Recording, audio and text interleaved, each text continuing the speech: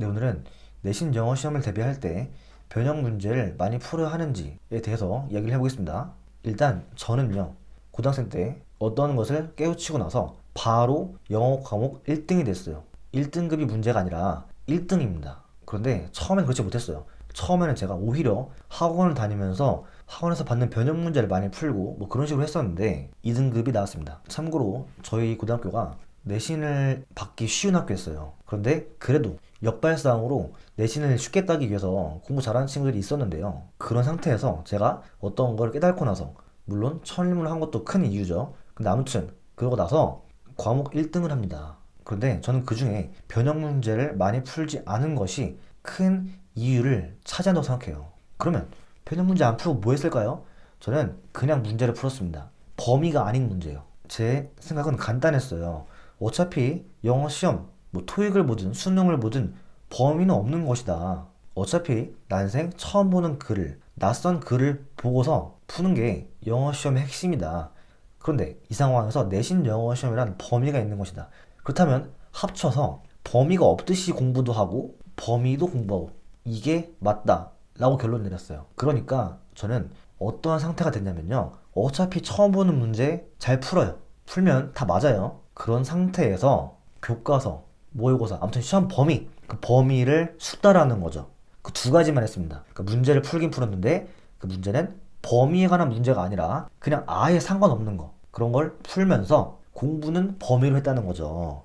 그러면 나중에 무슨 결과가 나타나냐, 시험지를 받았을 때 어차피 나는 난생 처음 보는 것도 푸는 사람인데 이게 다 봤던 거예요. 그러면 이 사람을 어떻게 이기냐는 겁니다. 절대 못 이기죠. 왜냐면 가끔 가다가 지문이 변형돼요. 단어가 바뀌어 나와요. 선택지가 영어인데 영어가 길어요. 그래도 저는 당황을 안 합니다. 그게 기본값이기 때문이죠. 애초에 원래 항상 새로운 걸 읽었잖아요. 근데 만약에 범위를 열심히 공부하고 범위에 대한 변형 문제, 그 변형 문제라는 게 지문은 같은데 같은 지문을 가지고서 다른 문제 유형으로 바꾼 거잖아요. 그런 것만 풀었던 사람과 비교가 안 되죠. 그런 사람들은 당황합니다. 바뀌어 있으면요, 변별력이 있는 문제에 취약할 수밖에 없어요. 그렇기 때문에 저는 오히려 똑바로 제대로 한다는 가정하에 변형 문제는 풀지 않는 게 옳다라고 생각을 합니다. 근데 무작정 따라하면 안 돼요. 만약에 기본기가 안 돼 있는 상태라면 변형 문제를 푸는 게 오히려 더 플러스라고 생각합니다. 그러니까 이런 거죠. 아예 제대로 실력 올리면서 할 거면 이 방법대로 하는 거지만 좀 장기적인 플랜이 필요해요. 문법, 구문, 단어 다 되어 있어야 독해 문제 잘 풀 거 아니에요. 근데 그 상태가 아니라면 어쩔 수 없이 절충 안으로 지금 상황에서 할 수 있는 방법으로 변형 문제를 푸는 게 가장 이득이긴 한데, 아무튼 장기적으로 봐야 합니다. 영어 시험이 한 번만 있는 게 아니죠. 지금도 있고 다음에도 있고 또 있어요. 근데 그때마다 범위가 바뀝니다.